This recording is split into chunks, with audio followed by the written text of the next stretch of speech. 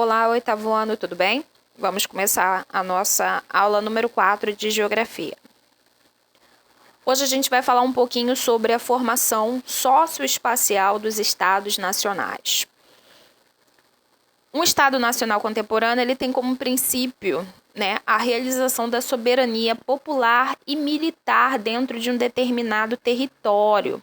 E esse território ele vai ser delimitado, por fronteiras, sejam fronteiras naturais, sejam fronteiras políticas, aquelas definidas por acordos, entre as partes, entre um estado nacional e outro, que definem quando um território inicia e quando um território termina, tá? Coloquei para vocês aí algumas definições do que seja socioespacial e estado nacional, para vocês terem a noção daquilo que estamos falando. Nós estamos falando da formação de um espaço, de um território relativo a classes ou grupos sociais e ao espaço que essas classes e grupos sociais ocupam, quando a gente estiver falando sobre formação socioespacial. E quando estamos falando de estados nacionais, que também é chamado de estados-nação, ou no singular, estado-nação, vai levar em consideração as pessoas que vivem ali dentro daquele território, as suas características singulares e a sua identidade, a identidade cultural, histórica, étnica, que vai levar em consideração características como a linguagem, a língua, a religião, a moeda local, o hino do país, os símbolos nacionais, etc, etc, etc. Voltando aí um pouquinho no passado, os primeiros estados, estados nacionais a se formarem foram Portugal, Espanha, França e Inglaterra. Portugal e Espanha foram formados no processo da Reconquista, quando a Europa estava expulsando lá o pessoal da Ásia, os mouros principalmente, que tinham ocupado o território da Europa. O início da Era Moderna, o início da formação desses estados nacionais, se dá quando os europeus retomam o seu território, voltam a proteger o seu território.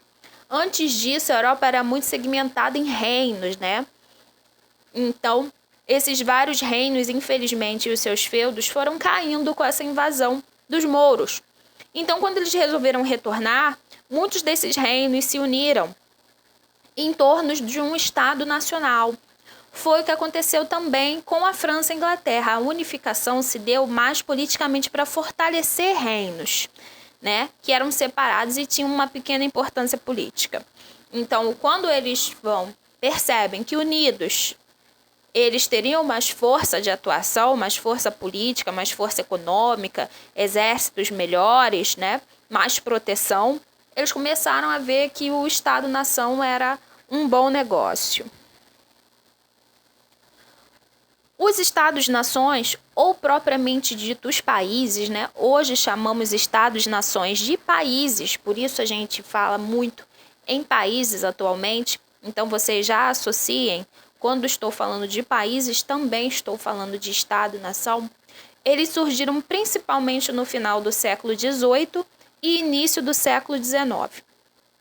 Foram constituídos muitos e principalmente a partir do processo de industrialização, o surgimento das indústrias, a primeira revolução industrial, e da divisão do espaço geográfico internacional, as grandes, vamos dizer assim, as grandes descobertas, as grandes navegações marítimas também impulsionaram muito esse processo de Estado-nação, para defender essa nova configuração política e espacial, para defender os lucros também de tudo isso que eles vinham conquistando, Afinal, nessas grandes navegações, a América foi descoberta, A América, no caso, se tornou uma parte, uma extensão desses primeiros Estado-nação. Portugal e Espanha dominaram esse cenário, não por acaso, claro, foram um dos primeiros Estado-nação a aparecer no mundo, então foram os principais colonizadores das primeiras grandes navegações. Então, tudo isso vai ser fruto da burguesia da época, os grandes empresários da época, e também da Revolução Industrial, que precisou aí muito de matéria-prima, vinda das Índias, vinda das Américas. e para proteger um mercado consumidor, né? Um mercado de um determinado território, para eles fornecerem o produto. Uma relação desse tipo a gente pode mostrar entre Portugal e o próprio Brasil, quando eles plantaram aqui cana-de-açúcar. A Europa apreciava muito açúcar, então eles plantaram aqui a cana para refinar, mandar açúcar para Portugal e Portugal ser um grande comerciante para o mercado consumidor lá europeu do açúcar, tá? Então foi assim que foram se fortalecendo essa ideia de Estado-nação, tá? Lá ainda no início do século XVIII e XIX. O Estado-nação, como eu já tinha dito, também se chama Estado Nacional, atualmente levam em consideração as pessoas que vivem no seu território e possuem as características singulares daquele local. Hoje, diferente do passado, né? Claro que ainda se preocupam com essa questão de fronteira, de comércio, de proteger o seu território, mas hoje em dia o Estado-nação ele leva outros fatores aí para manter as suas características. Então, o fortalecimento da identidade nacional, é um pré-requisito, né? É algo assim muito importante, principalmente para os governantes, para as lideranças desses países, para manter o Estado-nação de pé, né? Hoje o mundo está muito globalizado, a gente vai falar nas próximas aulas. Hoje a gente tem acesso a outras culturas através de vídeo, através de filmes, através da própria internet, através de conversas, de plataformas, né? de redes sociais. Então, fortalecer a identidade nacional tem sido algo muito buscado pelos estados nacionais, né? Pelos países. Então, reforçar a identidade cultural, histórica e étnica através de vários símbolos, através da linguagem, através da bandeira, da moeda, isso ajuda muito, tá? Coloquei esses exemplos para vocês. As moedas do mundo, incluindo a do Estado Nacional Brasil, ou o país Brasil, as bandeiras e as religiões, tá? Coloquei aqui as religiões mais cultuadas, tá? As que existem mais seguidores no mundo, tá? Tá em inglês, mas dá para entender, ó. Cristianismo é a primeira aqui, ó, com o símbolo da cruz. O islamismo, que é a lua e a estrela solitária, e por aí vai. Até o judaísmo e o shintoísmo ali embaixo. Nesse contexto, ainda se é importante proteger o mercado.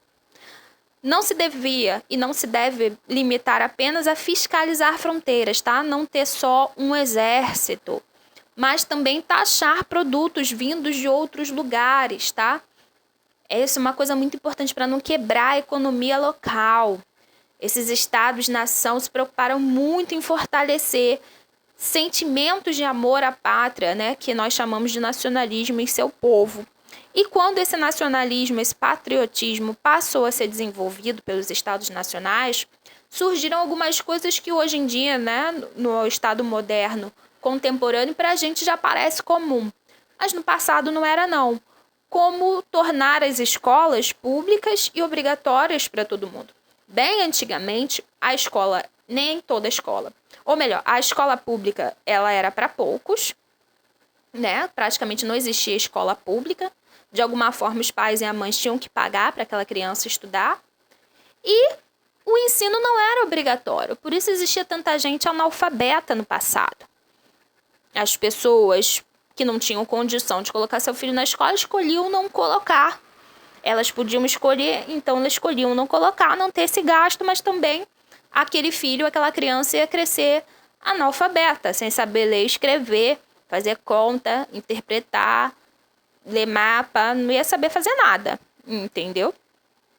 Então, o nacionalismo, né, vindo desses governantes dos estados-nação, começaram a se preocupar com isso.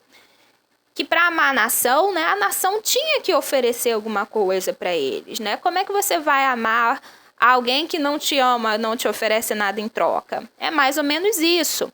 Para você ter amor à pátria, pátria precisa lhe oferecer alguns benefícios, né? A escola pública foi um deles. As forças armadas de antigamente, né, quando esses reinos, quando eles ainda eram reinos, iam lutar, eles contratavam mercenários, pessoas que iam lutar por eles só pelo dinheiro. Hoje em dia, não. Hoje em dia, o nosso exército, ele foca muito no amor à pátria, né? Você está servindo ao seu país por amor, porque você quer proteger a nação que você vive, a nação que a sua família vive, né? A nação que os futuros filhos vão viver. Então, hoje em dia, as Forças Armadas, elas têm outra definição, né? Outro sentimento, esse sentimento nacionalista. Outras coisas que vão ajudar a você gostar mais da sua nação, né? Eles usaram para isso, foram as obras literárias, o nosso folclore. Não sei se o pessoal aí assistiu a série da Netflix, vale ver. Acho que o nome é Cidades Invisíveis, bem legal, falando do nosso folclore. Tradições, culinárias, datas comemorativas, modos de vestir, tudo isso aí vai formar a ideia de Estado Nacional, tá? A ideia de país, a ideia de nação. Vocês têm que pensar bem, como é que a gente difere um país de outro, né? É dessa forma, através do idioma que a gente fala, através do dinheiro que a gente usa, através do modo de vestir da gente, através das nossas festas, de como a gente aprende as coisas na escola e por aí vai. Do que a gente come também, muitas coisas. Aí alguns exemplos para vocês, tá? Do que eu estava falando sobre Estado-nação. A ideia que vocês têm que ter na cabeça é que um Estado nacional, ele vai valorizar o nacionalismo, o patriotismo. Ele nasceu da ideia de defender o território, de defender a economia, defender as pessoas que estão lá dentro, mas principalmente nasceu da ideia da economia. Hoje em dia é que ele valoriza aí algumas outras coisas como a identidade nacional, tá? Alguns símbolos da identidade nacional brasileira. Olha a nossa escola aí, ó. Escola Alzira Araújo, uma escola pública, de qualidade aí para todo mundo.